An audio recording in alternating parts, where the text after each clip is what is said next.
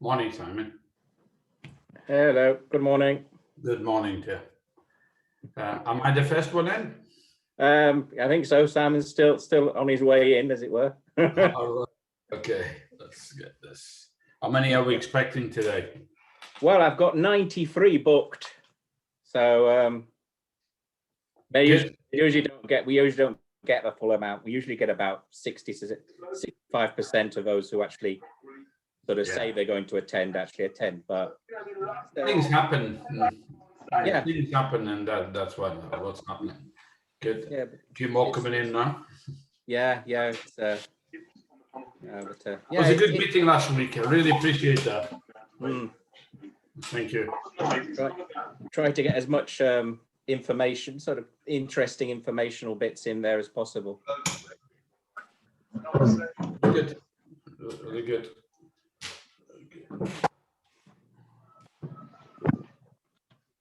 Simon's on the move. Are you making breakfast, Simon? Morning, guys.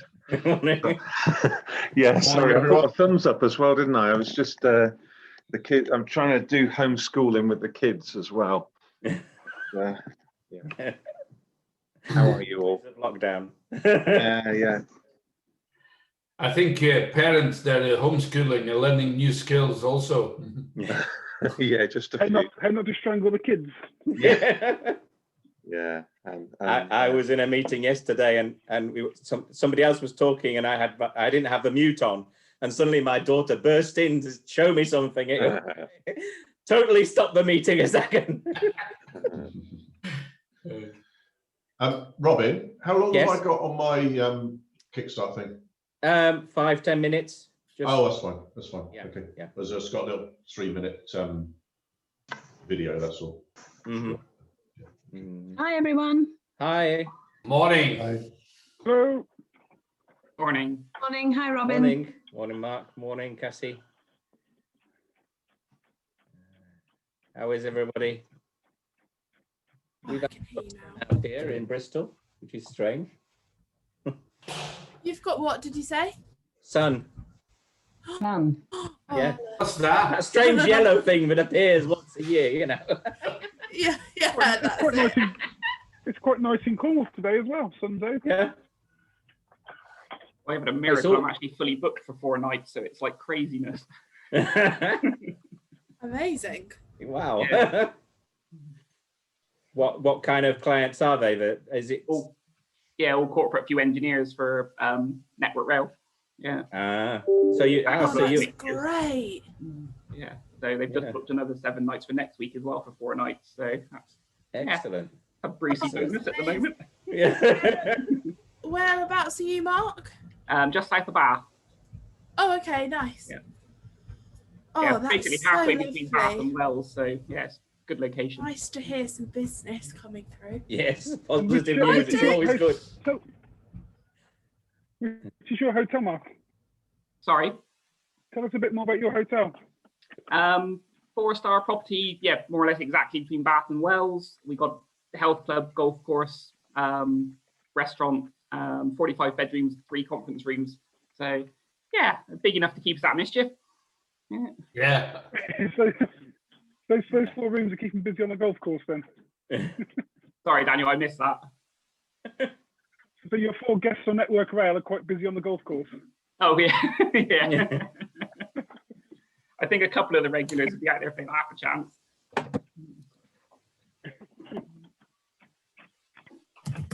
Morning, Nigel. Katrina. Good morning. Morning. Good morning, everyone. Good morning. Morning. Hi, Katrina. Morning. Morning.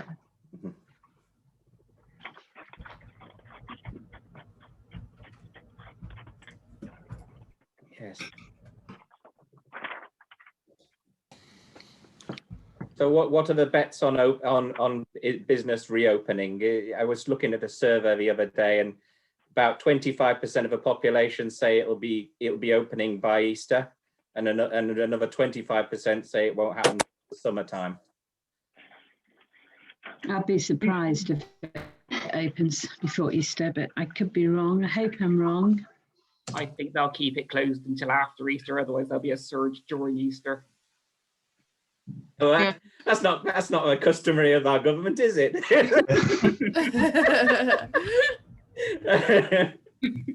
Come I'll do on. another eat out to help Sorry. out at Easter Yes. and absolutely kill the thing. Pessimistic Yeah. view. Alan, are you listening? Can only I'm hear here. you. Oh, can Sorry, only I'm see here. you. I'm here. That's better. Sorry. How you doing? You everybody well on this fine, dreary, wet, sleety morning? Now, somebody's seen the sun today. Yeah, it's starting to snow again here again, would you believe? Now, somebody in the panel actually seen the snow today. I'll send her over to you, Alan. She wants some snow. We've had about a month of it now. Novelty kind of wears off after a while. At least you don't have to drive anywhere. That's the worst. That's true. Snow. Yeah, my got me up at 8:30 in the morning the other week because it actually snowed and she had to go sledging. And it was a weekend. Here's everybody entering in. It's back to Tell we're in classes, can't you?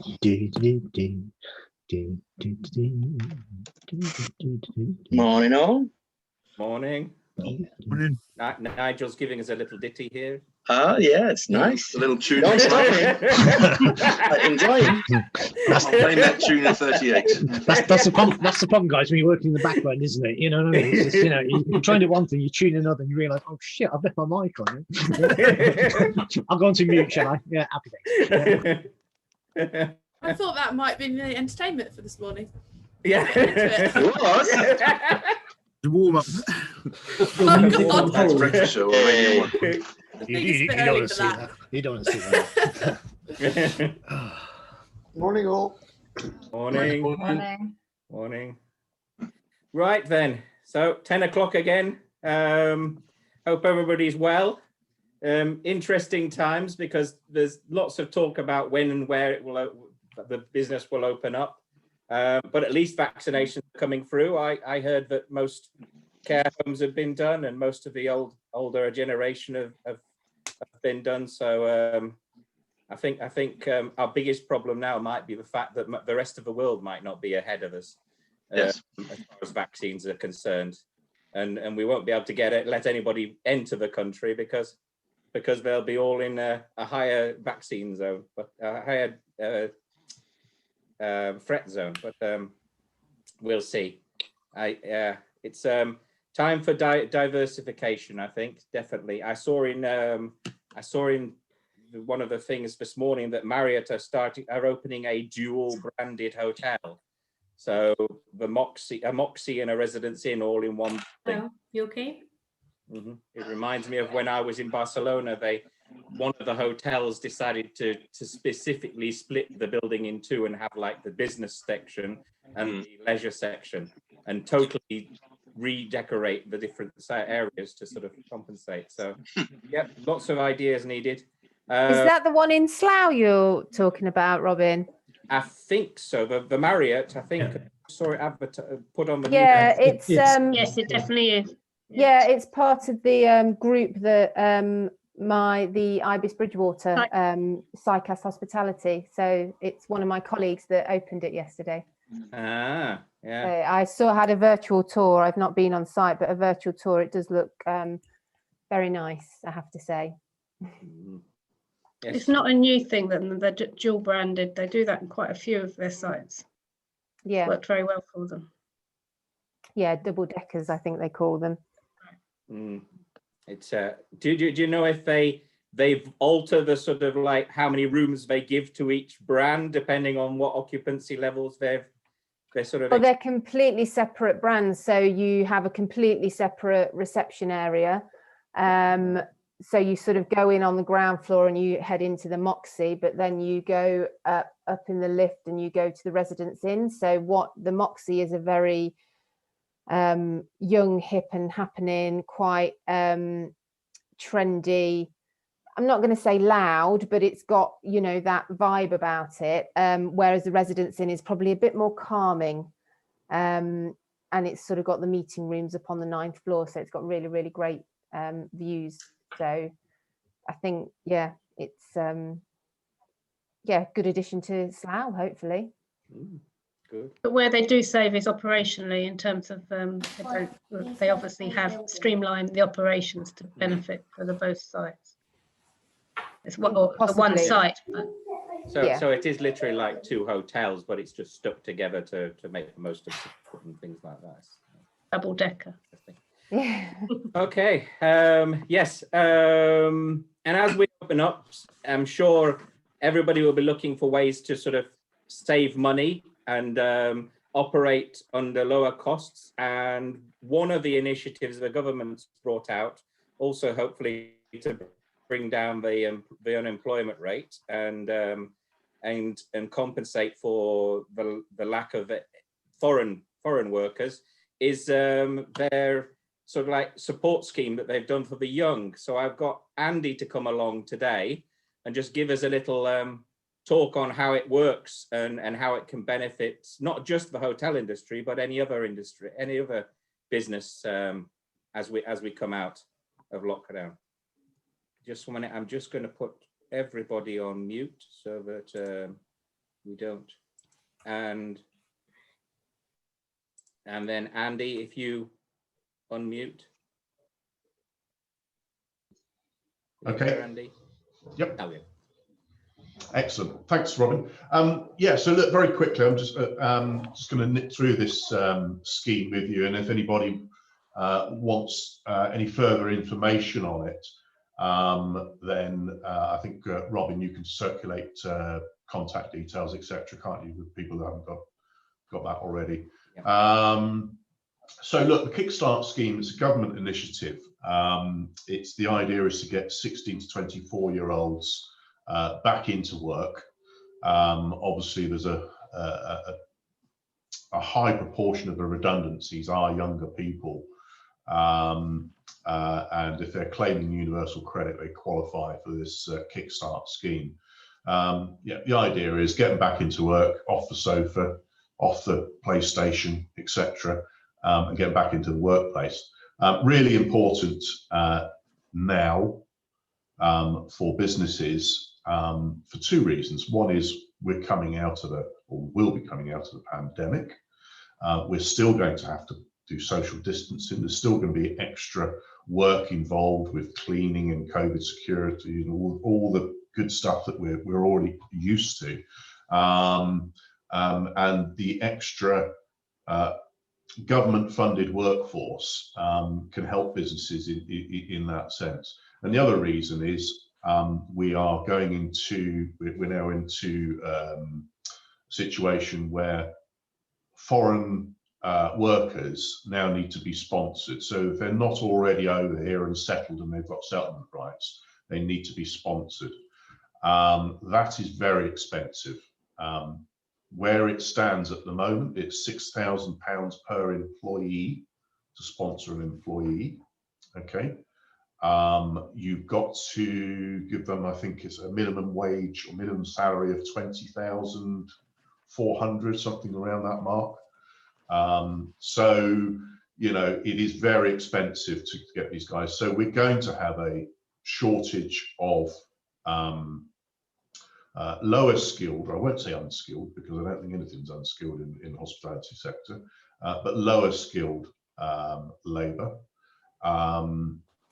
So the more we can do to produce our own homegrown talent and encourage that, the better, I think, where we are now. Look, what I'm going to do very quickly is just share, I'm going to try and share a quick video. Can I share my screen, Robin? Just 1 minute. Oops, wrong one. And I'm going to try and do this. It may work, or it may not. There we go. If it doesn't, then please shout. Okay, thank you.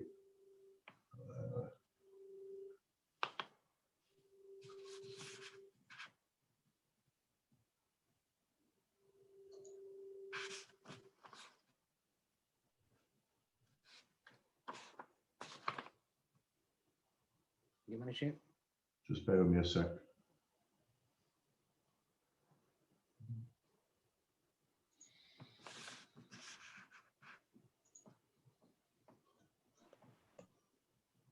Okay.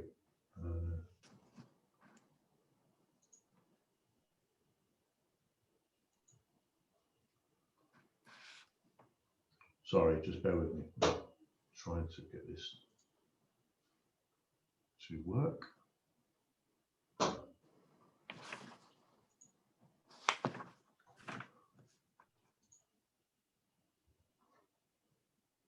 In a couple of sessions, we'll be having a session on audiovisuals and hybrid events. So Good, I'm glad about that. I don't think this is going to work.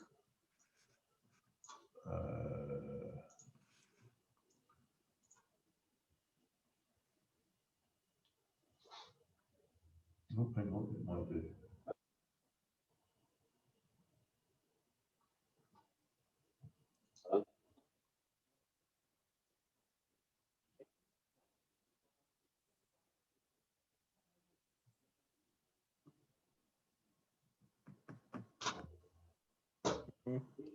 Any look?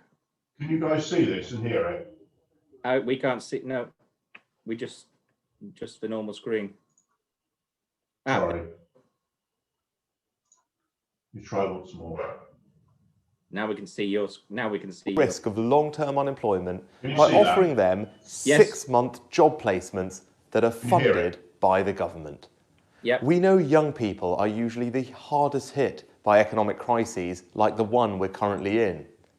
The latest figures show that more than 700,000 young people have left education this year and are entering the labour market at an extremely difficult time. And since March, sadly, the number of 16 to 24-year-olds claiming unemployment benefits has risen by over 250,000. That's why the Kickstart scheme is a central part of our plan for jobs, which set out the biggest package of support for youth unemployment in decades. So how does it all work? As part of the scheme, the government will fully fund every Kickstart job, paying 100% of the age-relevant national minimum wage, as well as the national insurance and pension contributions for 25 hours a week. And employers can also top up this wage. The government will also pay employers £1,500 to set up support and training for young people on a Kickstart placement, as well as helping pay for uniforms and other setup costs. Since September, businesses of all shapes and sizes from all sectors have been signing up to take part in the scheme.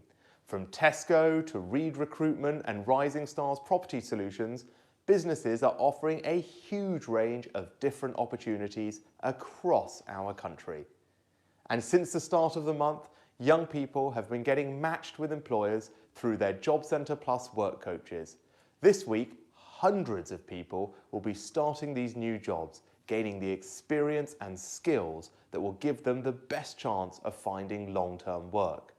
There is still plenty of time for businesses to get involved. The Kickstart scheme is open for any employer, no matter your size or industry. If you have fewer than 30 placements, then a gateway, such as a local authority, charity or trade body, can support you with your application. A list of these organisations can be found on gov.uk and directly under this video. If you have more than 30 vacancies, head to gov.uk/kickstart to start your application process. Right, thanks. I don't know whether you guys actually managed to see the video or whether it was just the sound. Just the sound, unfortunately. Sorry about that. Okay, well, I haven't got my IT stuff working very well. So look, the idea is to get these youngsters back into work, get some homegrown talent. We are a gateway, so LSS Group are a gateway for the DWP. We are focusing on the hospitality and leisure sector, although we are providing opportunities right across, so we're not restricted to that, but that's obviously where our focus is. One of the things that Richie said on the video there, that if you've got under 30 placements available, you've got to go through a a gateway. That's no longer true. You don't have to go through a gateway like us. But the advantage of doing it through a gateway like us is the fact that we do all the work for you, all the applications, and it is a long-winded process. Not only that, but once you've got the placements, we'll also provide training, which is employability training, CV writing, and all that good stuff for the employee, the placement, and also we'll provide support for the employer. So, look, if anybody's interested, it's a fully funded initiative by the government. There's also £1,500 per placement that comes with that. We split that 50-50, so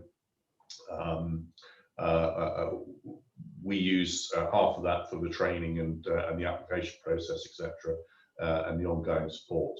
And then you get the other 750 to do your own training and PPE and whatever else you want to spend it on. So yeah, that's it. That's us. So Andy, sorry, how long is the scheme for? I probably missed. So, yeah, so it's 6 months. So it's fully funded for 6 months. It's 25 hours a week, and the government will fund up to the minimum. Well, they'll fund the minimum wage. Okay. If you want to pay the placement more than the minimum, you can do that, and you fund that yourself. If you want to give them more than 25 hours a week, you can do that, and you pay them yourself. Okay. And the limit on the number of people you can have on it? There isn't a limit as such. You've got to justify the placements. What you mustn't do is it mustn't replace anybody you've made redundant.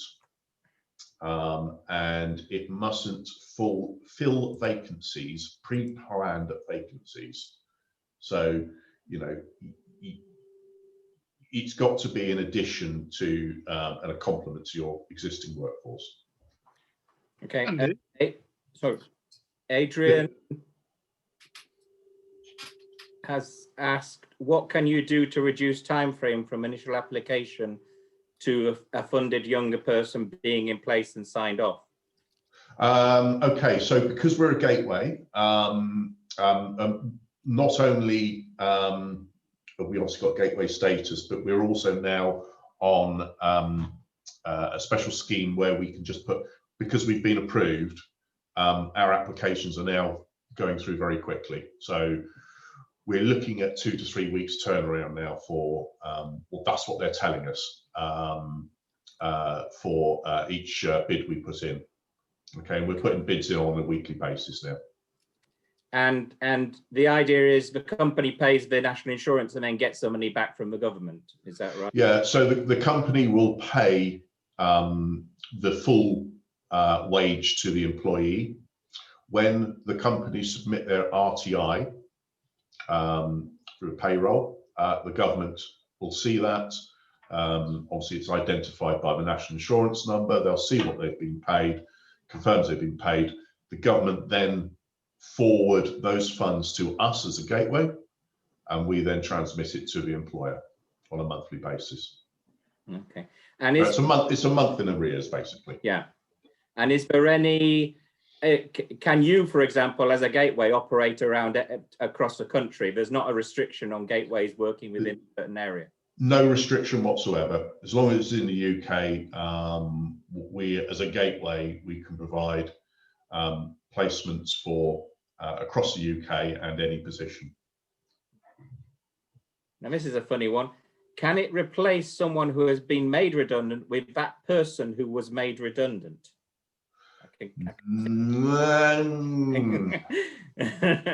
If their position, I would have said the answer to that is probably no, because if that person's been made redundant, I suppose the question you ask is that position still there? Have you made them redundant? Would you like to take them? If you're saying I would like to re-employ these people because we're out of COVID now and I need to up my workforce again, then that is a genuine position, and no, you shouldn't use a gateway for that.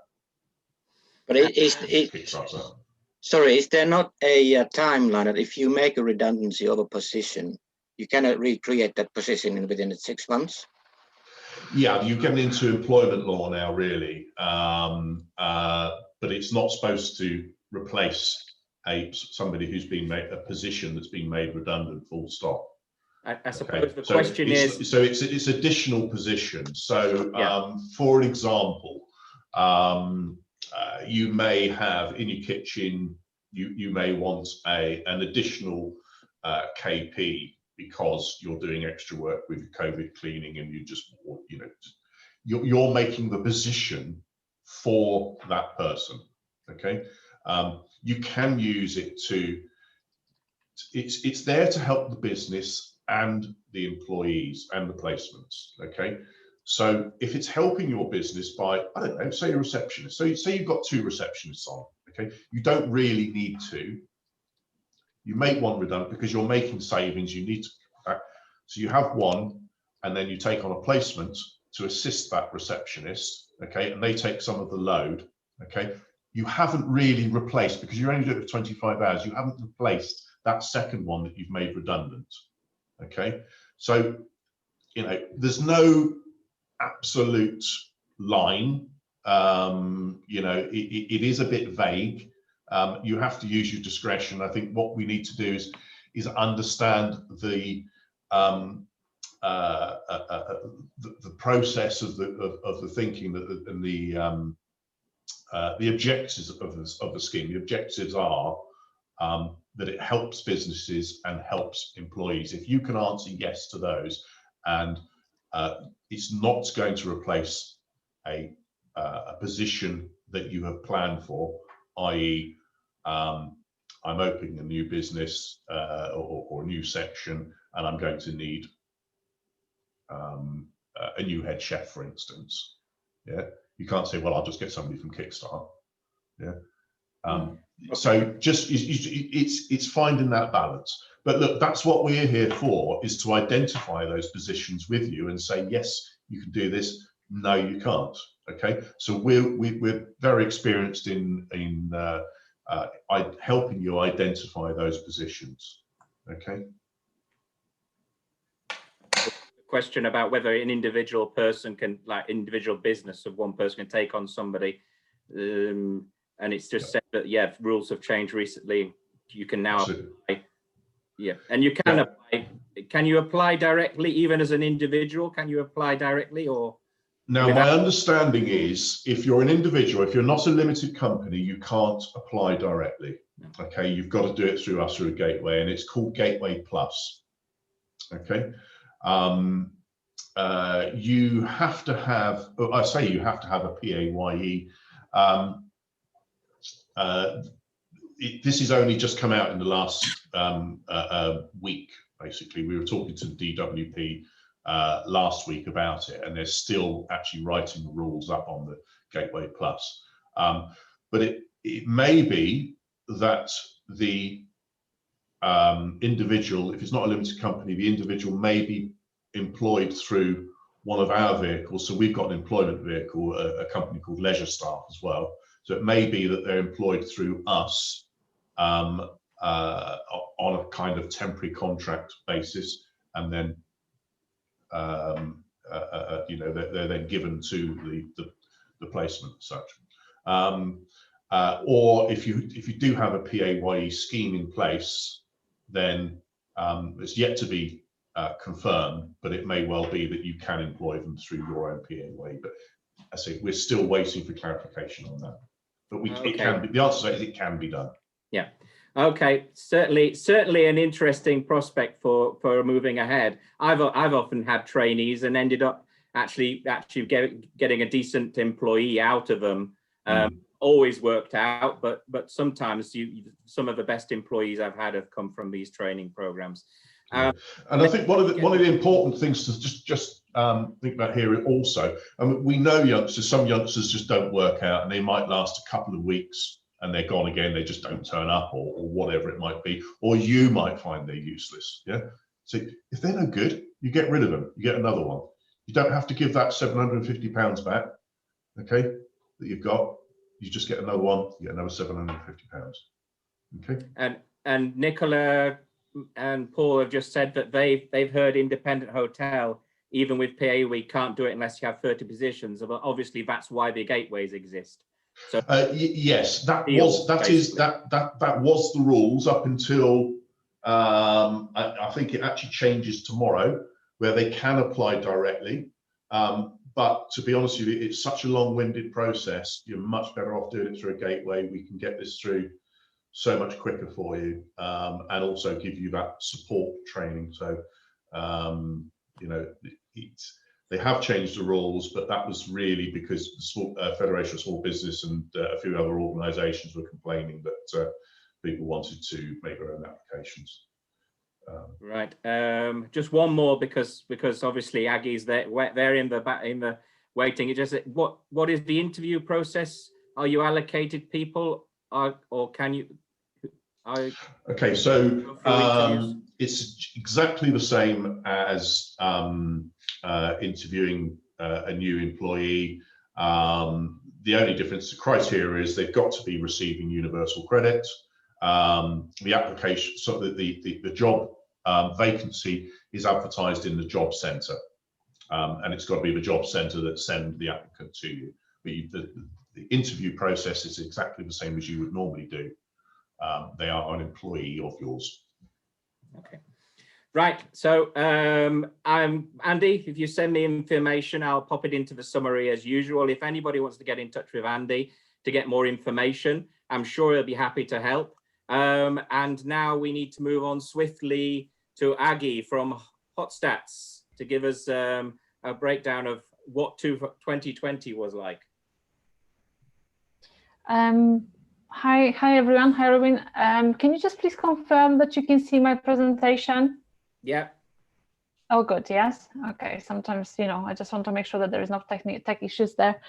Right, everyone. So my name is Aggie. I work for Hotstats. We are a company that collects P&L data from hotels worldwide, and then we give back that data to the industry in the form of internal, external benchmarking, and also market reports. This presentation today, it's basically update of 2020, how hotels been performing in that year, and I'll be talking about you know, performance around the world in a few regions, and also a little bit about Europe and the UK. Obviously, I will be looking at a couple of things. You can, I'm sure, appreciate that. Obviously, I'm going to be presenting positive news. However, what we also wanted to show through this presentation, if there is to see if there's any indication coming from regions that are in the process of recovery, so like China or the Middle East, and if there's any indication on how maybe the hotel P&L will change, cost structure, and so on.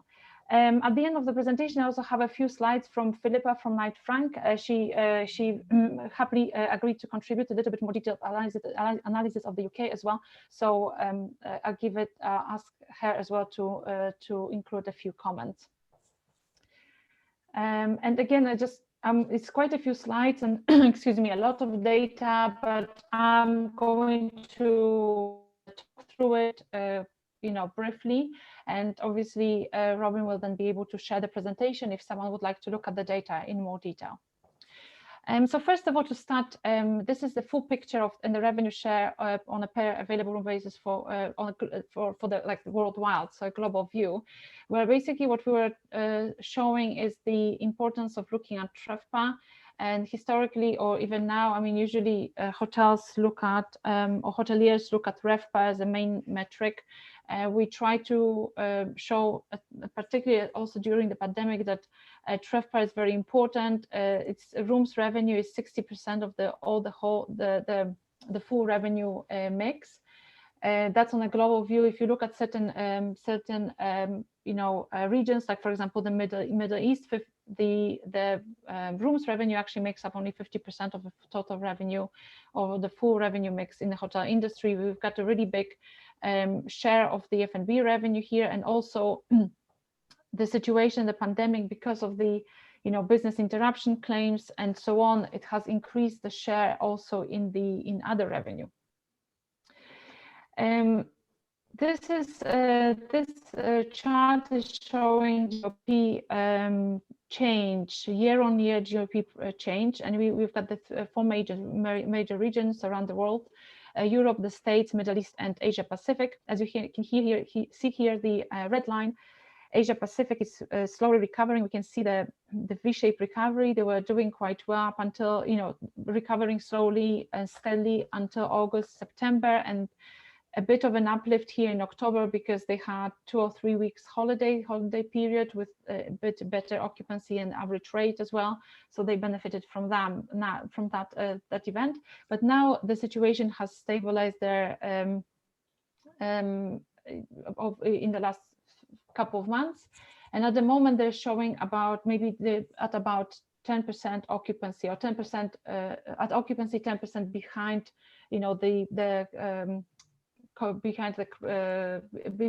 before the COVID and the crisis. And obviously the gray line here as well, this is where we can see some uplift from the Middle East, where a lot of the segments are now coming back slowly. And this is a similar chart. However, I wanted to show the performance in Europe, and again, Chinese chart, the red line here, the line here, the V-shaped lines. And obviously, unfortunately, Europe is still far behind. And as we can see, that it's going now quite clearly in the second wave, particularly here, France, Italy, Spain being the countries that's been hit most during the crisis.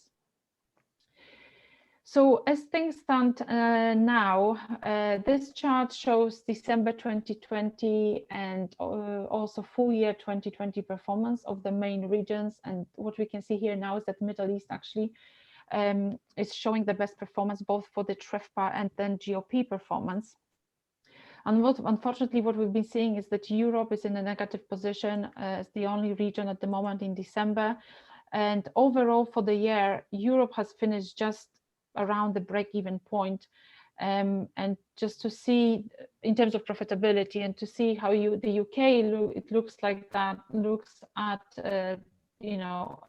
comparison to Europe, it's that UK, I think, is reporting about £2 GOP per available room for the full year for the country as a whole.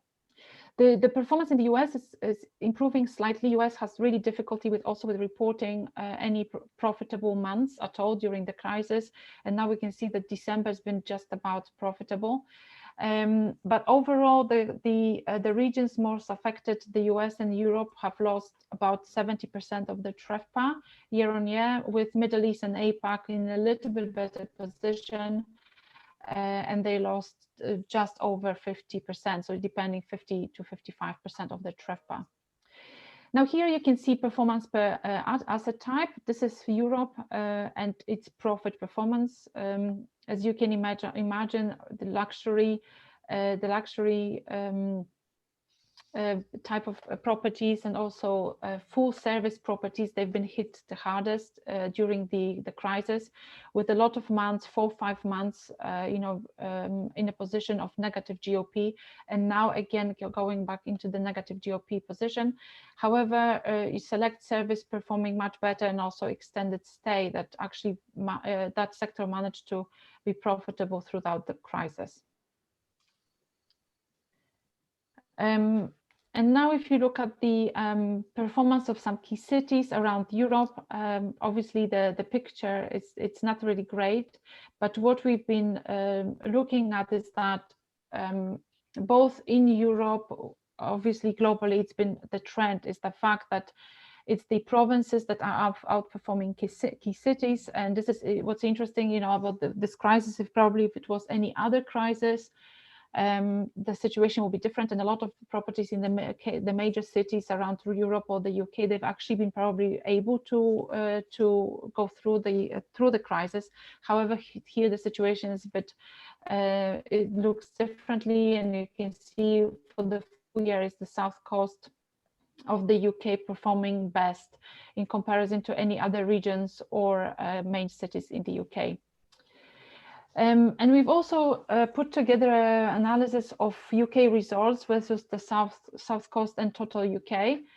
So this is over the last year. You can see total UK, the grey line, with a big drop in TREFPA.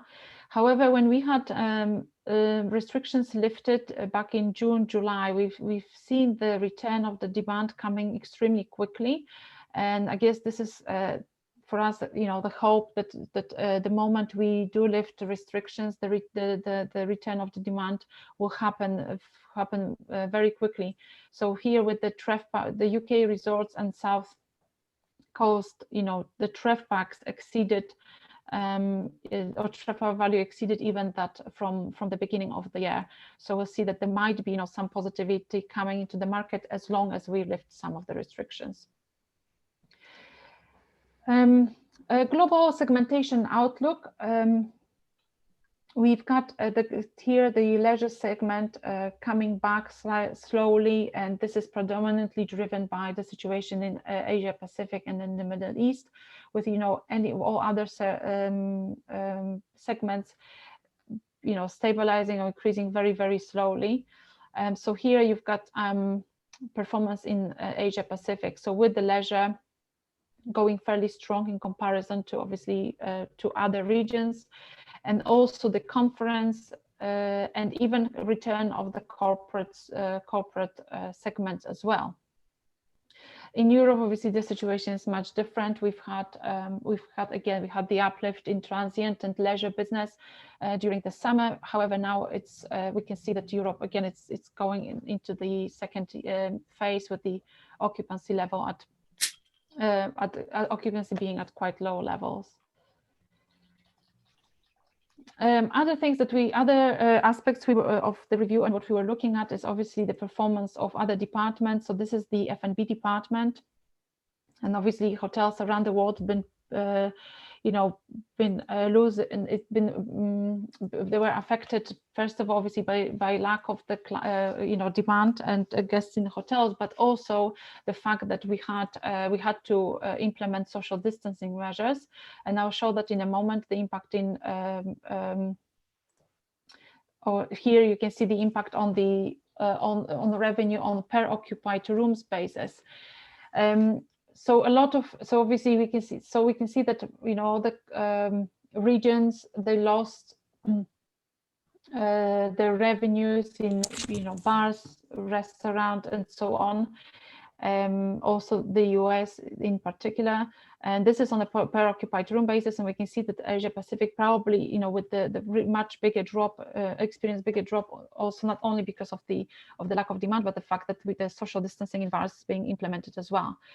And from this analysis here also we can see increase in room service revenue. So this is something that historically has been much more dismissed by hoteliers. However, during this crisis it was probably the one area of opportunity, and Middle East has taken advantage of that quite a bit, with 76% increase in rooms revenue year on year.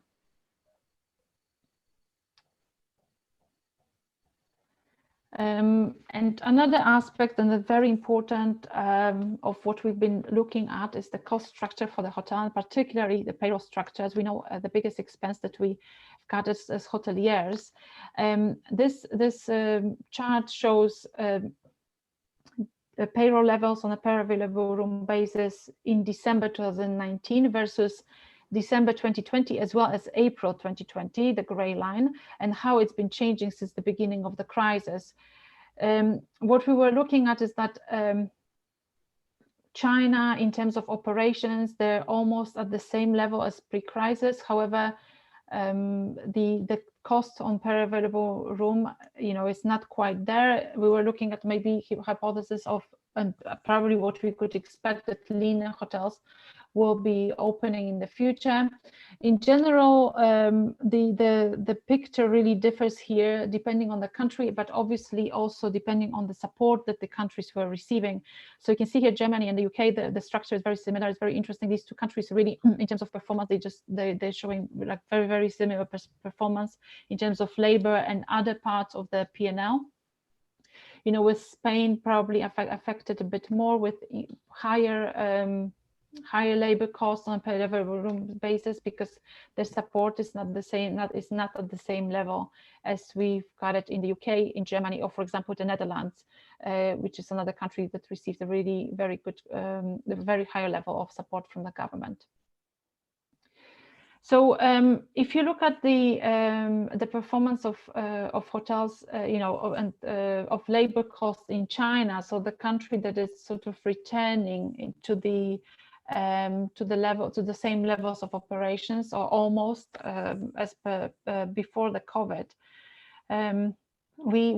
This is based on a per available room basis that shows for rooms, obviously in F&B, a slight decrease. However, from analysis on a per occupied room basis, we can see that the labor costs are this very similar level to what they were like before COVID. So there was a big drop, obviously in February, March, April, at the beginning of the pandemic, but later at the height of the pandemic. However, then the costs are actually returning to again to the same levels on a per or available room basis.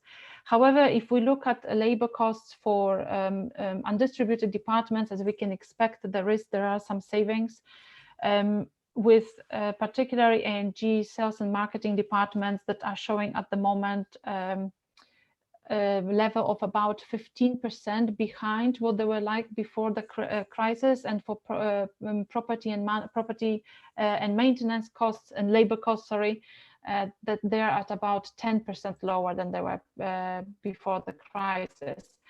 And similar situations, we can see a bit of similarity coming with the UAE, or in the UAE. The UAE is at the moment at about 65-70% occupancy towards the end of the year. However, the overheads and labor costs, particularly, they're definitely not at the same level, and obviously they are still a bit behind in terms of operations. However, their overheads are at the moment at about 40-60%. The payroll here, they are in the undistributed departments, it's about 40-60% lower than it was before the pandemic. So I guess that we can expect a leaner structure when it comes to payroll. We were all expecting this, and I think the initial data is confirming it. With the undistributed departments, and this is other expenses, we can sure expect that sales and marketing is showing a big decrease in year on year, which is predominantly connected with the marketing fee, and that's across all the regions. A&G, this is a department that's always been under scrutiny, and a lot of it, particularly in Europe. And we can obviously see as well a big drop year on year across all the departments. Now, when it comes to the other costs, so in undistributed departments, so outside labor, what we can see that maybe apart from sales and marketing, that is not at the same level yet, a lot of the costs are coming back to the same level as they were before the pandemic, and this is on a per available room basis. Now, another aspect we were looking at is the cost of operating hotels, and this is cost of guest servicing. We did an analysis of operating supply on a per occupied room basis. This chart is for Europe, but really it may as well look, be for the UK or even China, because really all these countries, all the regions went exactly through the same phase with the cost of operating and servicing guests, so servicing bedrooms, cleaning and supplies. Has increased for a few months. So here we've got a significant increase from between March and July until August, where the costs have stabilized a bit. So obviously at the beginning with the increased, that we had to increase measures against COVID and so on, we saw a big spike in the costs, but now the cost levels are sort of returning to levels from before the outbreak. And now one final part of an analysis that we are doing is the break-even point. So at what occupancy levels hotels would break even, and obviously depending on the class on the asset type. The charts here on the left are showing break-even levels from before COVID, and then we've got the last 3 months of 2020 on the right-hand side.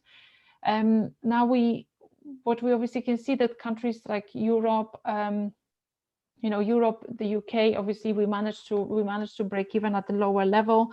In the UK, we did analysis before that, before the COVID levels. On average, the UK property would break even at 40% occupancy.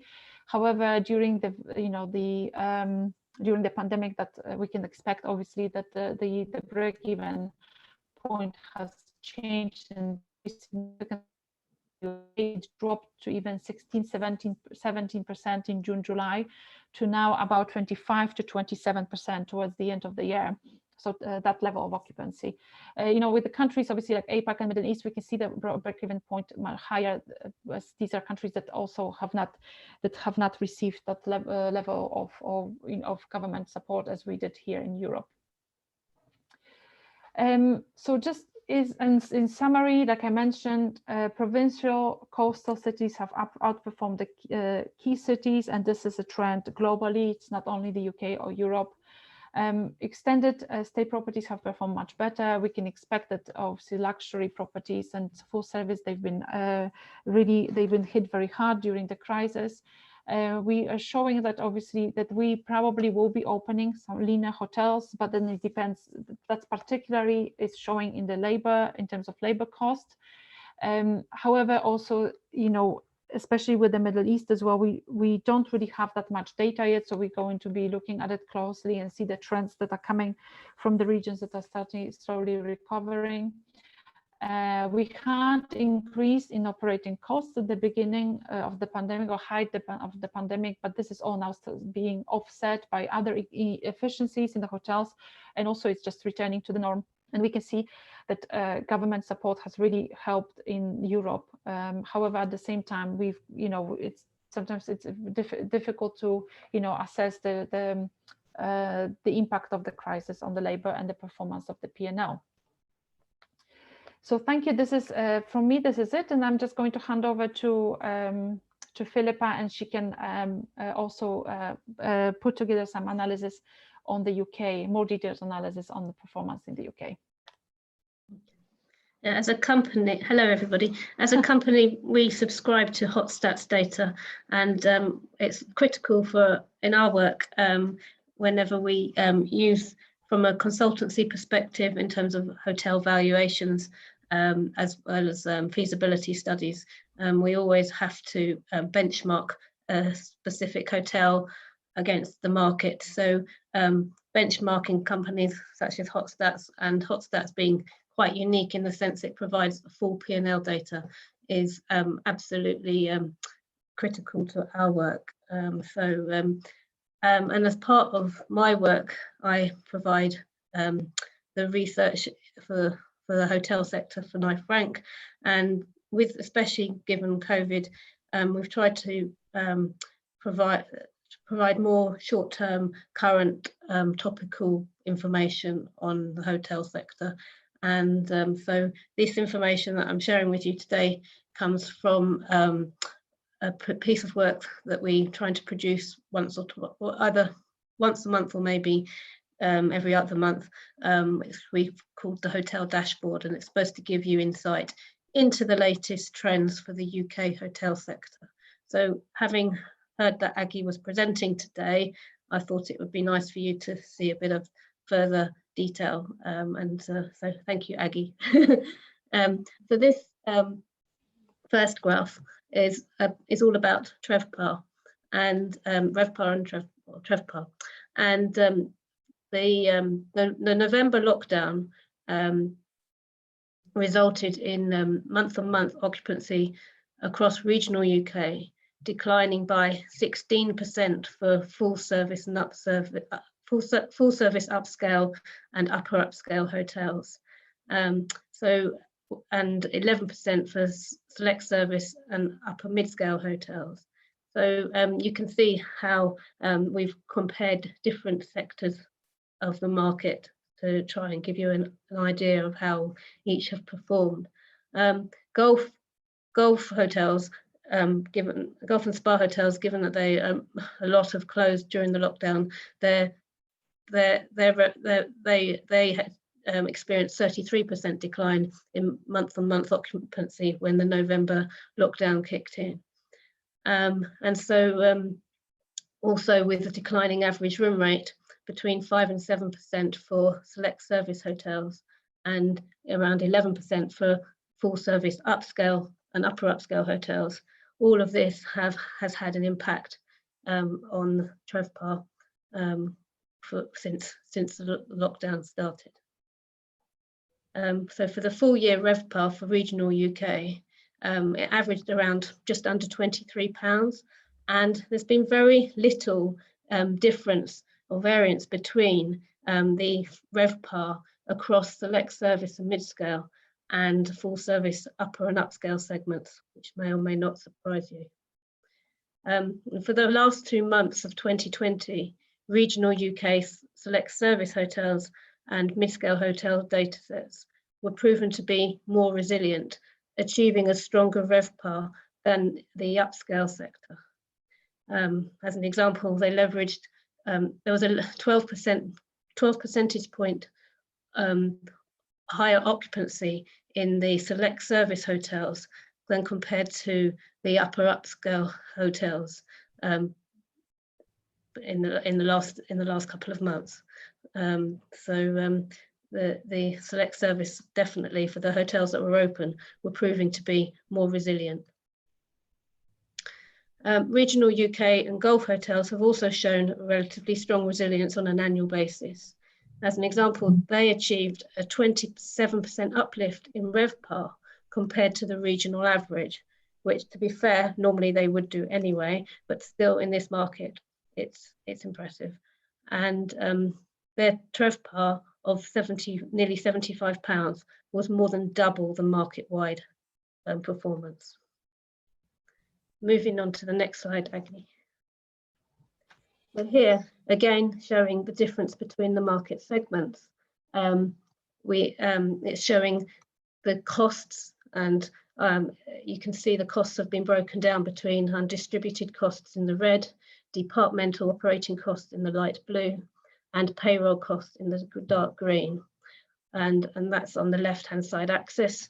And then the line going across each graph is showing TrevPAR, and that's on the right-hand side axis. So,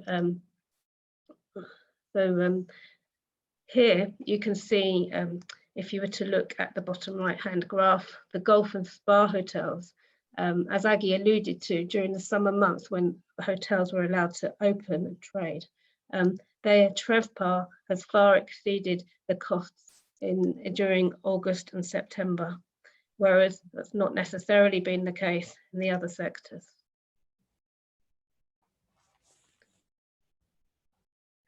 So as you can see, these charts show that golf and spa hotels and the full service upper upscale hotels have a much higher fixed costs.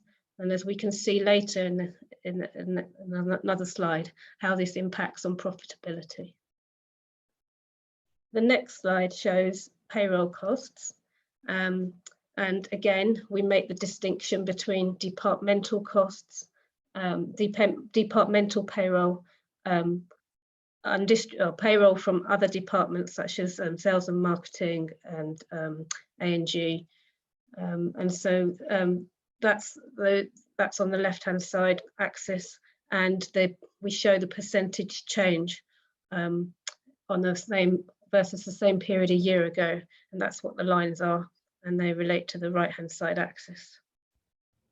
So for the graphs, all these graphs, with the exception of the select service hotels, you'll see that there's been a greater degree of cost cutting across the data sets in the departmental costs.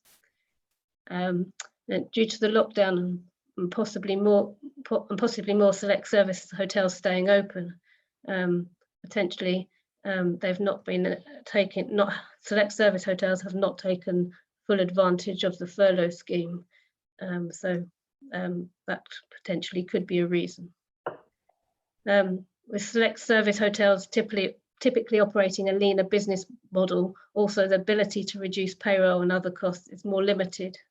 And so select service hotels witnessed a 34% decline in average room rate between the month of May and December, yet only a 3% decline in operating payroll per available room. So this decline in average room rate is significant, and combined with the falling occupancies, which select service hotels depend on, the room's profit margin for this sector equated to 30.5% in December, and this compares to a normal December of, say, 2019 of nearly 62%. So considerable the way, if you do make savings in payroll where you can, if you particularly if average room rates reducing and you have not got the occupancy, it clearly impacts on the bottom line. So the next two slides relate to profitability. This current one shows gross operating profit per available room. And so, and then I'll have a second slide which relates to gross operating profit as a percentage of turnover. And so what this shows is that the national guidance to stay at home and the severely restricted trading conditions has resulted in the UK hotel market becoming loss-making during the months of November and December for all data sets that we analyse, with the exception of the service department data set, which we haven't shown here. Both select service hotels and the upper mid-scale hotels had remained profitable up until November, but GOPAR and the GOP percentage have in these sectors still been steadily declining month on month. For the month of December, all the data sets have shown to strip out between 50 to 70% of their annual cost base. Although admittedly, some of these reduced costs are as a direct result of certain hotels being closed and hotel owners benefiting from the furlough scheme. Yet these costs are still not enough, these cost savings still not enough to prevent the losses that have incurred. For the full year 2020, both the select service hotels and the mid-scale hotels achieved a GOPAR of £5.40 and £2.40 respectively. Sadly, the upper upscale and the upscale hotels datasets achieved a loss for the full year. Whilst I haven't shown it here, the UK extended stay sector, as Aggie also alluded to, definitely outperformed and by a significant margin. They achieved a GOPAR of over £21 or 44% of GOP, which indicates that the flexible and work model of the service department sector and its resilience, together with obviously good, strong management, is proving an advantage at this time. So the final slide, which shows GOP as a percentage of turnover. Select service hotels, due to their cost structure, have regardlessly shown their resilience in 2020, despite the tough, challenging conditions that are potentially the tougher conditions in Q4. For the full year 2020, select service hotels achieved a GOP of 19%, while upper mid-scale hotels achieved a GOP of 7.8%. Regional UK overall achieved a GOP of just under 4%, given the trading losses of the upscale sectors. So the final slide just gives an overall understanding of how the UK has performed on a full year trading performance basis for the different data sets, with the first column showing regional UK as a total. So you can spend a minute or so just reflecting on that if you want to, but basically it doesn't make pretty reading, sadly.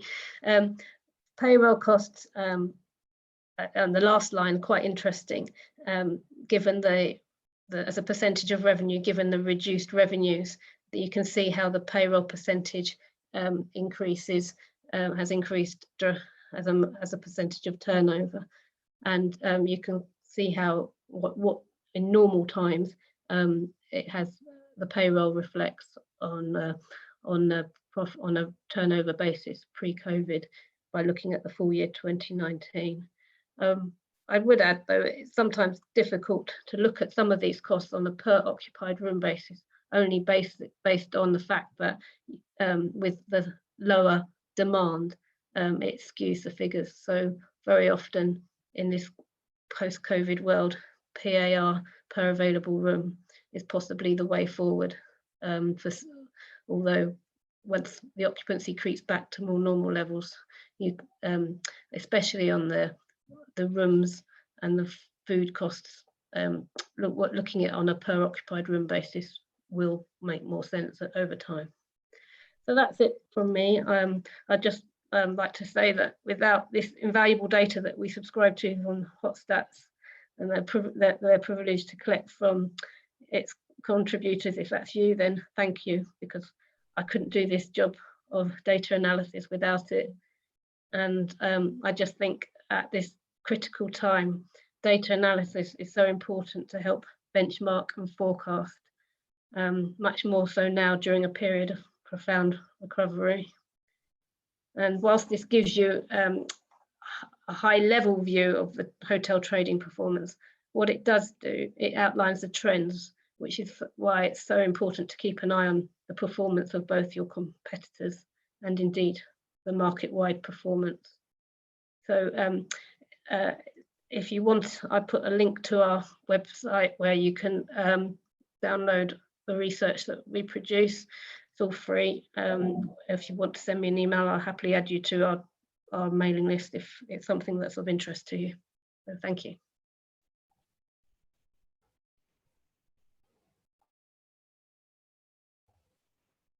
Robin, you're on mute. There we go. I'm on mute. Thank you, Philippa. If you could pop me a little definition of how those different groups are designed exactly. So it'd be good just to put into the summary so people can clearly analyze the data. And obviously, Aggie. Yeah, but it's based on it's very much based on the data sets that the hotels that subscribe that contribute their data. So every year I look at the data sets that we subscribe to and I change them, update them, and obviously the data that Hotstats, they have tight rules in terms of sharing data, because you have to have so many hotels from so many firms. So they're groups of hotels, and they're basically cover most of the UK unless it was on a city basis. So anyone can ask for certain data sets. Really, that's what the beauty of the Hotstats data is. So yeah. But you were asking, Robin, what we constitute select service, or how we choose. Yeah, okay. Yeah, I think we will have some definitions somewhere. So that you know which ones we constitute full service, select service, is it, or? Yeah, just to have an idea of which ones they are. If you can send that with the presentation, that'd be great.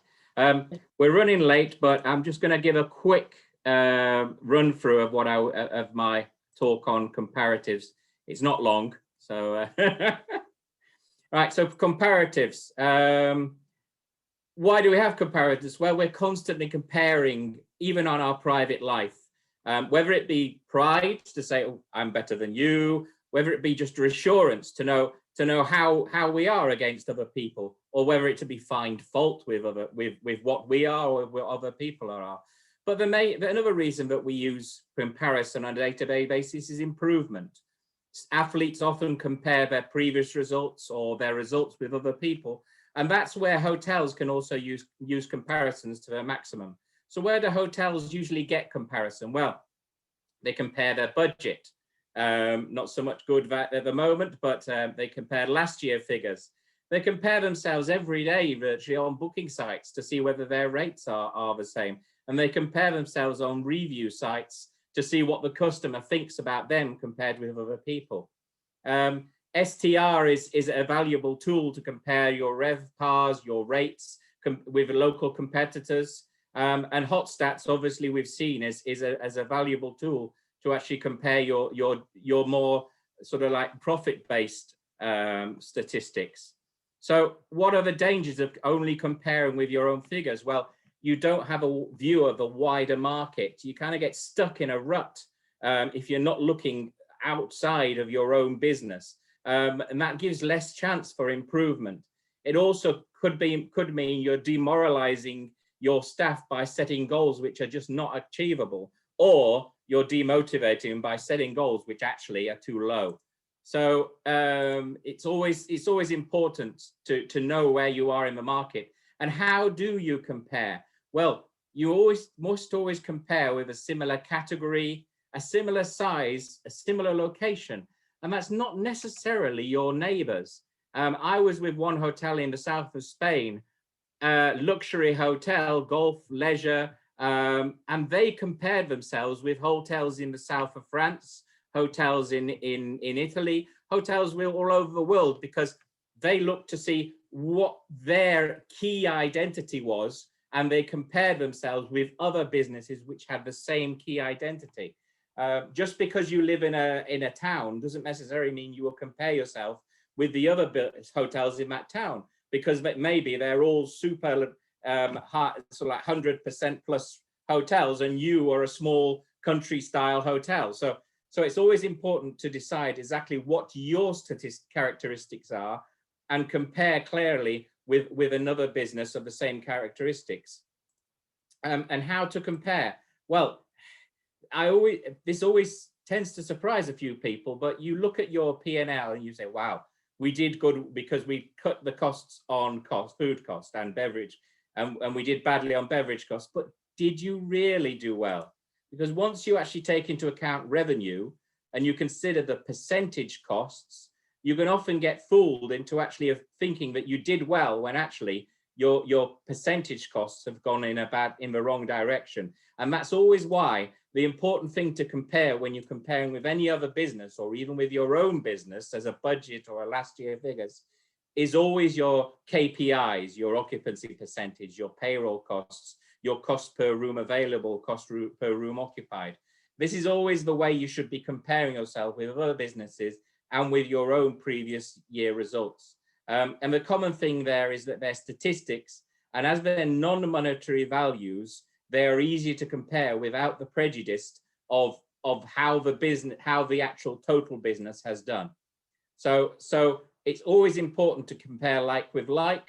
That is why in the hotel industry, they have something called the Uniform System of Accounts for the lodging industry. And that was brought about by the American Hotel Lodging Educational Institute to standardize those results. And they're the same results which Hotstats use to incorporate your figures as a hotel into their system. So when you start with Hotstats, the first thing they do is they ask you to realign any costs you have to the uniform standard system of accounts, so that way you know you're comparing apples with apples and not apples with oranges. And it's all about the importance of that comparability. So anyway, I hope that sort of gave a little insight into the importance of comparability. Didn't want to go too long. And I think we've come to the end of another session. Anybody got any other points to add? No, everybody quite quiet. Well, we'll be back in 2 weeks' time, and look forward to seeing you all again back then. Have a good 2 weeks. Thank you. See you then. Thanks, Robin. Yes, thank you. A little bit. Bye-bye. Thank you. Bye. Thank you very much. Thank you. That was great, Robin. Well done. Thank you.